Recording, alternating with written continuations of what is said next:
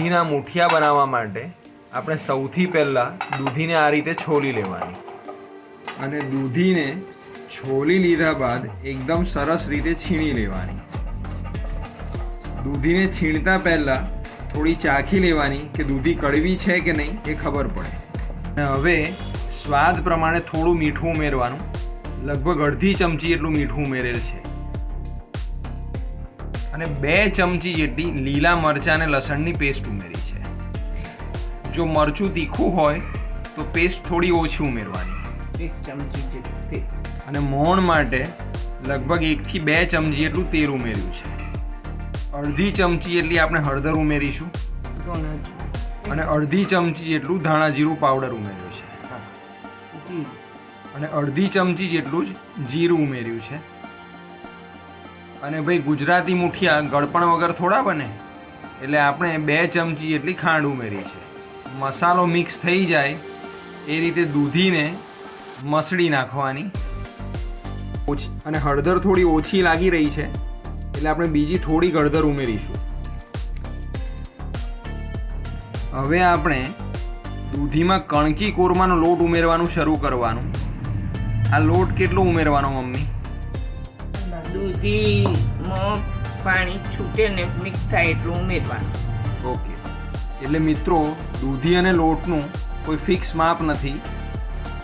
દૂધી પાણી છોડે ને એટલું જ લોટ નાખવાનો. બરાબર. પહેલાં થોડો ઉમેરવાનો, પછી જરૂર પડે થોડો ફરી ઉમેરાય. થોડું ઉમેરાય. જો બરાબર જ થઈ ગયો. લોટ કેવો હોવો જોઈએ બતાવો જરા. આ બતાવ. બસ આ હવે જો લોટ આમ કરે ને અને આમ થપાઈ જાય ને તૈયાર. બરાબર. અને લોટ થોડો ઢીલો રાખવાનો, બહુ કડક નહીં. હમણાં થોડું પાણી છોડશે હજુ તો. હવે આપણે લગભગ 5 ચમચી એટલો ખાવાનો સોડા ઉમેર્યો છે. પછી આમ મસળવાનો.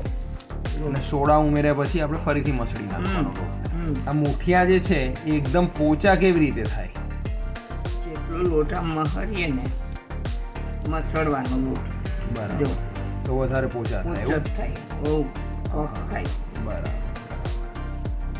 મુઠિયાના કુકરનું આધણ થઈ ગયું છે એટલે મમ્મી ધ્યાન શું રાખવાનું આવે મુઠિયા બનાવવામાં? તેલ લગાવવાનું. મુઠ્ઠી ચોટે ના નીચે. અને બરાબર ફૂલે. બીજું શું ધ્યાન રાખવાનું? આમાં થોડી આમ લઈને બરાબર. એટલે એકદમ થોડુંક પાણી લઈને મુઠ્ઠી વાળવાનું. બરાબર.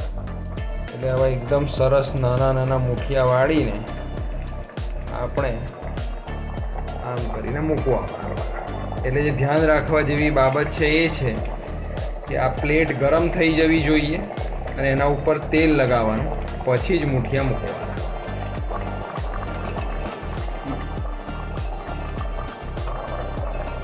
અને હવે જગ્યા ખૂટે તો શું કરી શકાય? ઉપર મૂકી દેવાનું અને બીજો માળ બાંધી દેવાનો. એકની ઉપર એક નહીં મૂકવાનું, આડું મૂકવાનું કે જેથી કરીને એકબીજા પર ચોંટી ના જાય. બરાબર. અને હવે આપણે મુઠિયાના કુકરને ઢાંકી દઈશું. મુઠિયા મૂક્યા પછી આપણને લગભગ 25 મિનિટ થઈ છે એટલે આપણે સૌથી છેલ્લે જે મુઠિયું મૂક્યું હોય ને એને ચેક કરીને જોઈ લેવાનું કે એ બરાબર બફાઈ ગયું છે કે નહીં. ચાખીને જોઈ લેશે જ બફાઈ ગયું છે. બરાબર. તો હવે ગેસ બંધ કરી દેવાનો. અને વઘારવા માટે એને શું કરવું પડે? એને ઠંડા પડવા દેવાના. ગરમ ને ગરમ વઘારાય નહીં. ના વઘારે. મુઠિયાને ઠંડા પડી જાય એટલે આપણે ચપ્પાની મદદથી આ રીતે ટુકડા કરી લેવાના. અને મુઠિયા જેટલી સરળતાથી કપાઈ રહ્યા છે તમને અંદાજ આવી જશે કે કેટલા પોચા થયા છે મુઠિયા. મુઠિયાના વઘાર માટે મમ્મીએ લગભગ 3 પરી જેટલું તેલ મૂક્યું છે. તેલ ગરમ થઈ જાય એટલે આપણે 1 ચમચી જેટલી રાઈ મૂકવાની. મમ્મીને રાઈ થોડી વધારે ભાવે એટલે મમ્મી રાઈ વધારે મૂકે છે. કેટલી બધી રાઈ મૂકી જો ને. અને રાઈ તળતળવા માંડે એટલે થોડુંક જીરું ઉમેરવાનું, 5 ચમચી જેટલી હિંગ ઉમેરવાની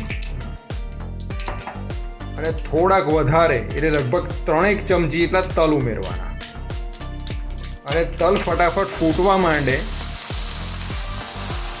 એટલે તલ ફૂટે એની પહેલાં જ આપણે મૂઠિયા ઉમેરી દેવાના અને મૂઠિયાને એકદમ સરસ રીતે મિક્સ કરવાના.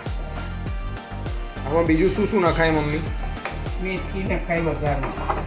મેથી નખાય, કડવી ના લાગે? ના વઘારમાં કડવી નાખાય, સરસ લાગે. એકદમ સરસ મજાના વઘારેલા મૂઠિયા તૈયાર છે.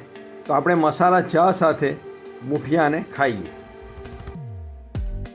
જો તમને અમારી આ રેસીપી ગમી હોય તો આ વિડીયોને લાઈક કરો, આ વિડીયોને વધુમાં વધુ લોકો સાથે શેર કરો અને આવી જ નવી નવી રેસીપી શીખવા માટે અમારી ચેનલ કુકિંગ કુમારને સબસ્ક્રાઇબ કરવાનું ભૂલતા નહીં. Thank you.